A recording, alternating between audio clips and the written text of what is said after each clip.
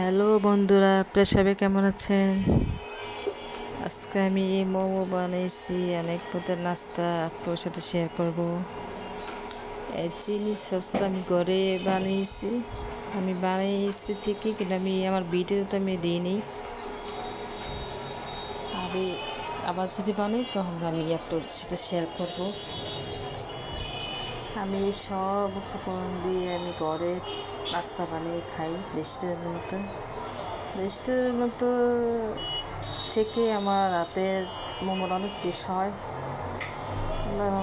আমি অনেক কিছু বানিয়ে খাই। বাইরের জিনিস আমার একদম পছন্দ হয় না খেতে, কিন্তু ওই জিনিসটা ভেজাল থাকে, এই জন্য আমি খাই না। তারপর আমি মোমো খাওয়ার পরে এখন আমি চা, বিস্কিট আর কত কিছু আমি বানিয়েছি আপনার সাথে শেয়ার করবো। আপনারা যেন হচ্ছে নতুন হয়ে থাকেন, সাবস্ক্রাইব, লাইক, শেয়ার, কমেন্ট করবেন। আর আজকে আমার এত পদের জিনিসগুলো আমি নিজে বানিয়েছি, কেমন হয়েছে আমাকে জানাবেন। এই যে মোমো বানিয়ে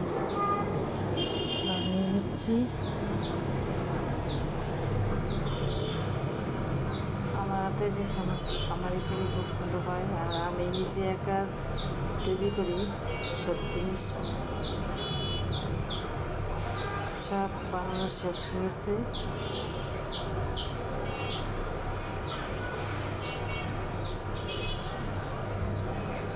এখন টেস্ট করবো কেমন হয়েছে আমার মোমোটা। মাশাআল্লাহ, কত সুন্দর একটা কালারটা খুব সুন্দর হচ্ছে।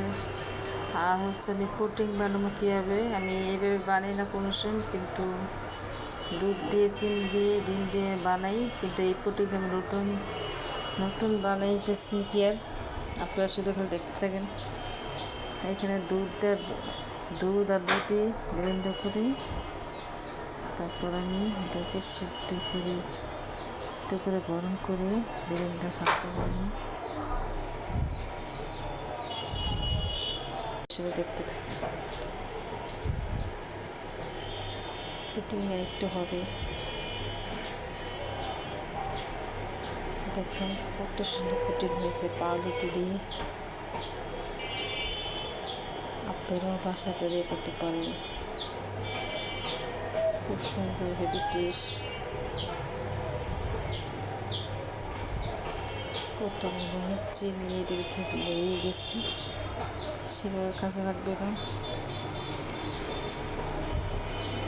এখন দুধ, কলা, রুটি। আসসালামু আলাইকুম।